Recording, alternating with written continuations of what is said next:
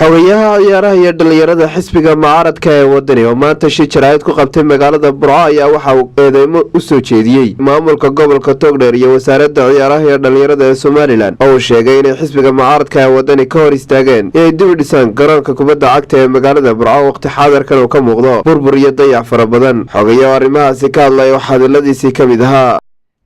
xisbaan waxa cadeynaynaa inaanu alamsay istaadino dumay dhagax dhignay laakiin dawladda dhexe iyo maamulka gobolka Togdheerba xisbiga Waddani ka hor istaageen inay sameeyaan hawsha ay ka gaabisay dawladdii iyo xisbigii kulmiye iyo wasaaradda dhalinyarada Ciyaraha waxaan bulshada u sheegaynaa reer Somaliland iyo bulshada Togdheerba xisbaan aan diyaar u nahay garoonka iyo garoomo kaleba inaan dayactirno wax ka qabano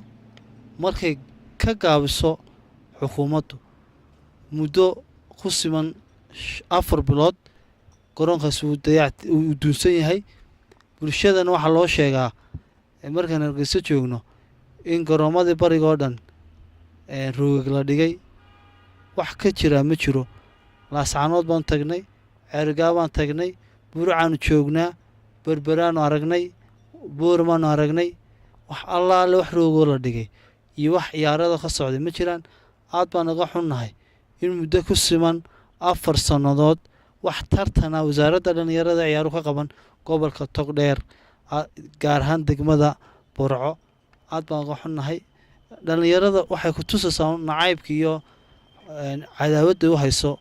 wasaaradda iyo xisbiga kulmiyaba aad baan uga xunnahay dhalinyarada waxaan ugu baaqaynaa inay ka niyad jabin mihnadooda ciyaareed ay iyagu intii tamartooda dadaalaan mar haddii aan jirin wasaaraddii u xil saarnayd inay wax ka qabato dhalinyarta iyo ciyaaraha aad baan uga xunnahay garoonkaasi wali uu duunsan yahay waxa weeye garoonka ugu weynaa gobolka waa garoon taariikhiya waa garoon bartami magaalada ku yaal u baahan in dhalinyaro mar walba motivation loogu sameeyo hadda waxay odhan doonaan Waddani baa been sheegaya bulshada way arkaysaa in garoomadii dalka oo dhan dayacan yihiin kii Booramo dayacan yahay Cergaa waan hadda ka nimid dayacan yahay oo xashiish iyo ari ka buuxaan Burco adiga arkay xashiish iyo ari baa ka buuxa uu duunsan yahay laascaanood ka daalig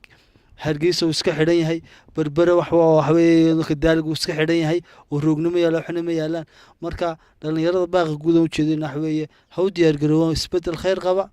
oo Waddani hormuud ka yahay oo musharax madaxweyne Cabdiraxmaan Maxamed Cabdilaahi hormuud ka yahay anagu xisbi ahaanna waxaan ballan qaadanaa in dhalinyarada